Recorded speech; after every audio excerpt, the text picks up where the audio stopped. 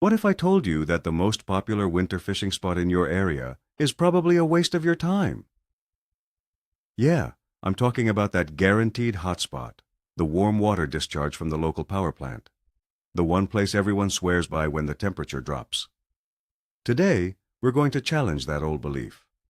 I'm going to show you why that spot is more of a myth that catches hopeful fishermen than it does actual fish. We're going to uncover the reason why so many people get skunked there, and it has less to do with your lure and more to do with a simple misunderstanding of how fish operate.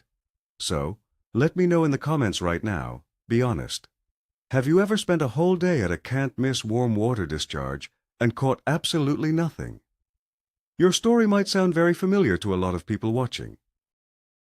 For decades, the logic has seemed flawless.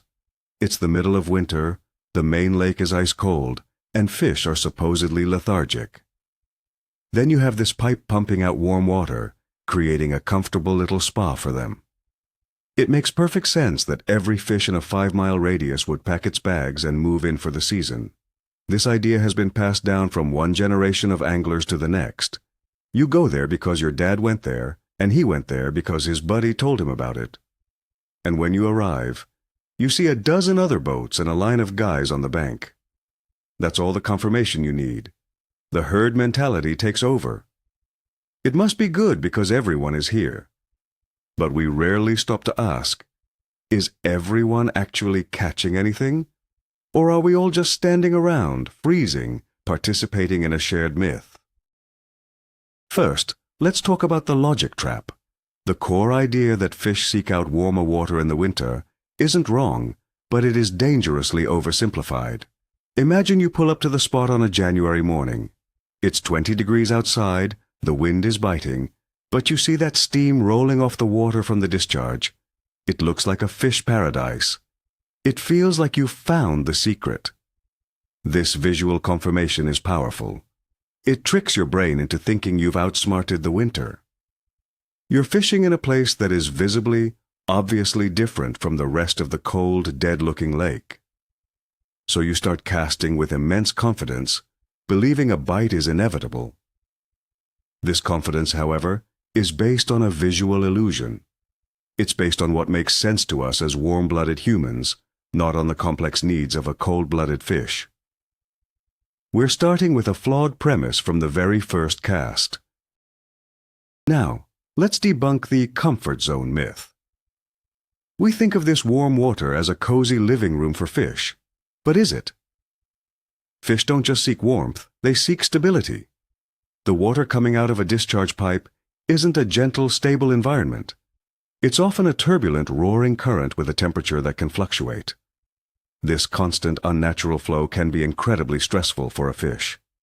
They have to constantly burn energy just to hold their position.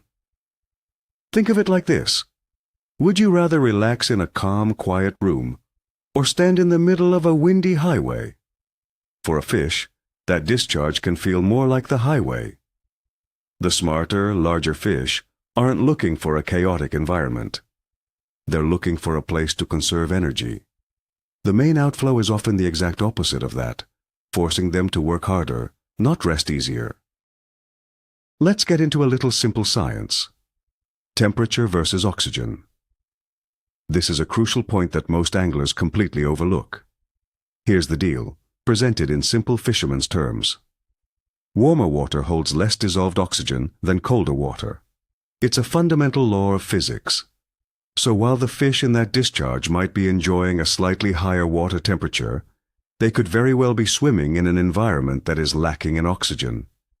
It's like being offered a seat next to a roaring fireplace, but the room has no open windows and the air is getting stale. The fish are making a trade-off. Is the warmer temperature worth the lower oxygen? For some smaller, less dominant fish, maybe. But for that big, trophy-sized bass or walleye, oxygen is a premium resource. They often prefer slightly cooler, highly oxygenated water over a warm, suffocating bath. What about the bait fish? The whole theory hinges on this idea. The bait fish swarm to the warm water, and the big predator fish follow them in for an easy meal. This is the cornerstone of the warm water discharge belief, but we have to question that assumption. What if the primary forage in your lake, let's say gizzard shad, are actually far more tolerant of cold water than we give them credit for? Often, the massive schools of baitfish don't just rush into the warmest water they can find. Instead, they relate to deep structure, channel swings, and other features, often far away from the discharge. The real all-you-can-eat buffet might be happening a quarter-mile away in deeper, colder water. By focusing all your attention on the discharge, you might be sitting in the empty restaurant kitchen while the real party is happening out in the main dining room. Now for the biggest factor of all, the one that truly busts this myth. Let's talk about fishing pressure. This is the elephant in the room. I want you to honestly picture your local discharge spot. On a decent weekend day in the winter, how many other anglers are there with you? 10, 20, 50? It is, without a doubt, the most heavily fished square footage on the entire body of water. Every single day, those fish see hundreds, if not thousands, of lures. They see every color of the rainbow. They hear every rattle. They feel the vibration of every trolling motor. These are not your average naive fish. These are the most conditioned, wary, and spooked fish in the entire system. They have the equivalent of a doctorate in lure identification. They've learned through sheer survival that anything that wiggles, flashes, or splashes is a potential threat. Let's put you in the fish's shoes for a moment. Create a visual for yourself. You're a 5-pound largemouth bass, trying to chill out near the discharge. It's 9 a.m. A bright red crankbait zips past your nose. A few seconds later, a heavy football jig bounces off a rock next to you. Then a swim bait, then a jerkbait, then an Alabama rig. All morning, it's a constant nonstop assault of hooks and line. Above you, you hear the hum of trolling motors and the ping of sonars. Does this sound like a relaxing place where you'd be eager to grab a meal? Of course not. It sounds terrifying. Any fish with a basic survival instinct is going to do one of two things. Either lock its jaw completely shut, or move to a quieter area to get away from the relentless harassment. You're not fishing for hungry fish. You're fishing for shell-shocked survivors. This leads us to what's known as the community hole effect. Once a spot like a warm water discharge gets a reputation, it's over. That reputation is its own death sentence. The spot gets mentioned on local fishing forums. It gets featured in regional fishing magazines. Someone posts a video on YouTube of them catching a fish there. Suddenly, it's not a secret spot anymore. It's a famous destination. The problem is, the fish don't read the magazines or watch the videos. All they know is that their home is now Grand Central Station. The very fame that draws you to the spot is the same fame that ruins the fishing there. You're participating in a cycle. You go there because you heard it was good, and by going there, you contribute to the pressure that makes it bad. So you have to reframe your thinking. This spot is not a peaceful sanctuary for fish. It's an arena. It's a gladiator school. The constant pressure creates an environment of intense natural selection. The dumb, aggressive fish that would bite anything, they were caught and put in a live well last season. The only fish left are the smartest, the wariest, the ones that have learned to be suspicious of everything. You are casting your line for the absolute geniuses of the fish world, the fish that can tell the difference between two brands of soft plastic craws, the ones that have seen your lure 1,000 times before. Your odds of tricking one of these veterans are incredibly low, especially when you're one of 20 other people trying to do the exact same thing at the exact same time. Another trap we fall into is the illusion of activity. You get to the spot, and you see signs of life. Maybe you see a fish break the surface. Maybe your fish finder screen lights up with arches and marks all over the place. You think, they're here. They're loaded in here. But you have to ask a critical question. Is that feeding activity, or is it just stress and movement? Often, the marks you're seeing are fish that are simply moving around, agitated by the current, the boat traffic, and the constant rain of lures. They aren't actively looking for a meal. Seeing fish on a screen and catching fish are two very, very different things. Don't let your electronics trick you into staying in a place where the fish are present but completely unwilling to bite. So, if the main discharge is a trap, where should you be fishing? This brings us to the next crucial point.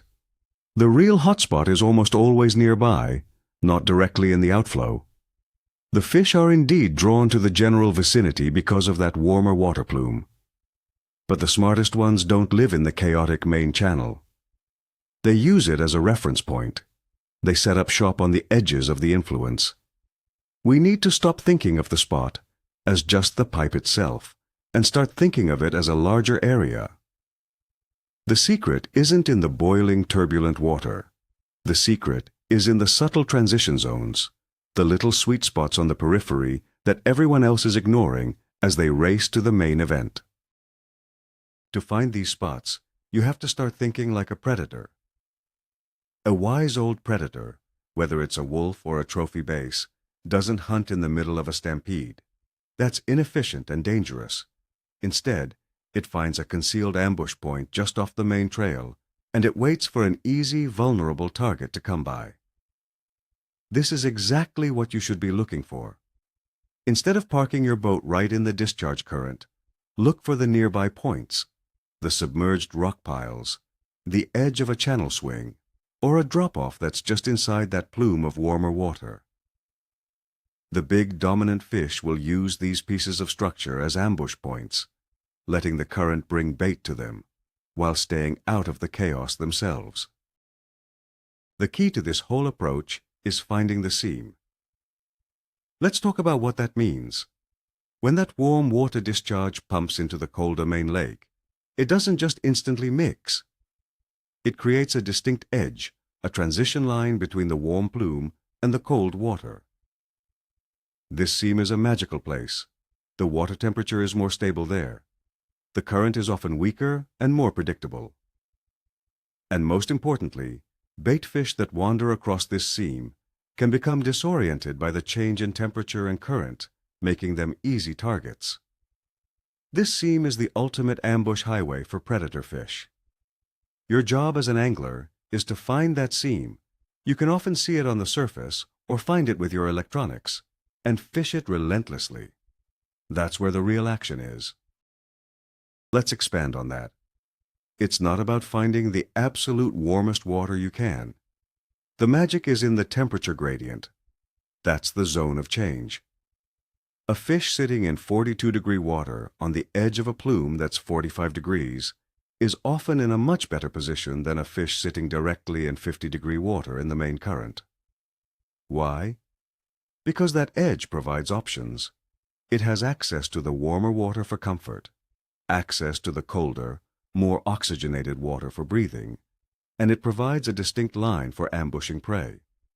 Even a 1 or 2 degree difference is all it takes to concentrate fish. So stop chasing the highest number on your temperature gauge and start looking for the places where that number changes. Here's a practical strategy you can use on your next trip. Use the other fishermen as a clue. Let them be your guide to show you where not to fish. When you pull up and see 15 boats all piled into a 100-yard circle right in front of the discharge, smile. They are doing you a huge favor. They are concentrating the pressure and spooking the fish right towards you. While they are all competing in that main arena, you can quietly slip away and start fishing those secondary spots. Fish the first major drop-off outside the plume. Fish the deep side of the channel bend a few 100 yards away. You will be fishing for relaxed, unpressured fish that have been pushed out of the main area by the commotion. You're using the crowd to your advantage.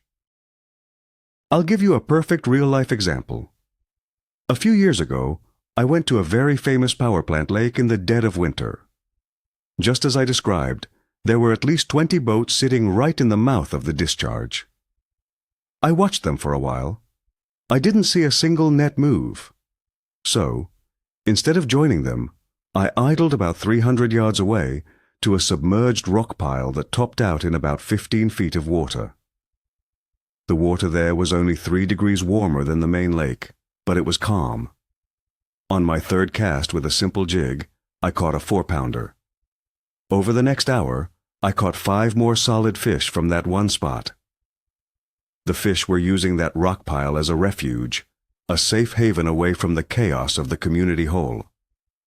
They were still relating to the warmth, but from a safe distance. This is a good time to ask yourself a tough question. Are you fishing for memories, or are you fishing to catch fish? For a lot of people, going to the warm water discharge is a tradition. It's a ritual. It's what they've always done. There's a certain comfort in that familiarity. But if your honest-to-goodness goal is to feel that thump on the end of your line and put fish in the boat, you have to be willing to break from that tradition. You have to be willing to look at the situation with a critical eye and admit that maybe, just maybe, the old way isn't the best way anymore. Successful angling is about adapting. It's about ignoring the crowd and analyzing what's actually happening in the water in front of you. Let's also think about the bait problem in these community holes. Because everyone believes the same thing about the spot, everyone tends to throw the same types of lures. They're throwing loud, vibrating, lipless crankbaits in bright fire tiger colors. They're throwing big, heavy jigs. They're throwing flashy spinnerbaits. The fish in that area have seen these exact lures, in these exact colors, thousands and thousands of times. They are completely conditioned to them. If you insist on fishing in that pressured area, you have to show them something radically different. Maybe it's a super subtle, natural-colored soft plastic. Maybe it's a finesse technique like a drop shot that they rarely see in the winter. You have to break the mold and present something that doesn't immediately trigger their danger alarm. This brings us to the power of downsizing your approach. When fish are under the kind of intense day-in, day-out pressure that you find at a discharge, they become incredibly wary. They're on high alert. Big, bulky, noisy lures often do more to scare them than to attract them. This is where a finesse approach can pay huge dividends. Instead of a heavy half-ounce jig, try a 1/8-ounce shaky head. Instead of 15-pound line, try 8-pound fluorocarbon.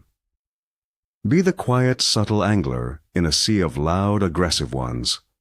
It's all about not setting off those alarm bells that have been hardwired into these fish.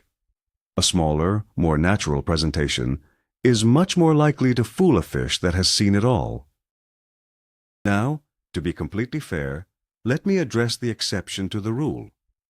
Are there times when the fishing right in the main discharge can be absolutely on fire? Yes, absolutely. This usually happens during and immediately following a major, severe cold front. When the main lake temperature plummets dramatically in a very short period of time, the fish's survival instinct will override their caution, and they will pack into that warm water for dear life. But these conditions might only happen for 5 or 10 days out of the entire winter. For the other 95% of the time, it's a high-pressure, low-reward trap. As smart anglers, we should be playing the high-percentage game. We need to fish for the conditions we have 95% of the time, not for the rare magic day. So let's bring it all home with the final hard truth. The primary function of a famous warm water discharge spot is not to congregate fish for easy catching. Its primary function is to congregate fishermen. It's a psychological magnet. It removes the guesswork from a cold winter's day. It gives us an easy, obvious place to go. It feels like a sure thing, and we humans are drawn to sure things. But great fishing is rarely found in the sure thing spot. The myth persists because it's convenient for us. It simplifies our decision-making. In the end, the warm water discharge myth isn't really about the fish at all. It's about us, the fishermen, and our desire for a simple answer. The spot is a trap for our own way of thinking. So, what's the big takeaway here? We've learned that the most obvious spot, the one that everyone flocks to, is often the most pressured and least productive water you can fish. The real winter action isn't in the boiling, chaotic center of the discharge. It's on the subtle seams, the nearby pieces of structure, and most importantly, away from the crowds. The biggest aha moment in all of this should be the realization that in these community holes, you're not just fishing for fish, you're competing directly against dozens of other anglers. The warm water discharge myth is less about fish biology and more about human psychology and our tendency to follow the herd. So the next time you're heading out and you see that parking lot full of trucks by the discharge, I want you to smile, keep on driving, and put these ideas to the test. Your catch rate will thank you. Thanks for watching, and if this video made you rethink your winter strategy, hit that like button and subscribe for more content that breaks down old fishing myths. And for my final question, what's the biggest fishing myth you used to believe in? Drop your story in the comments below. Let's have a good discussion.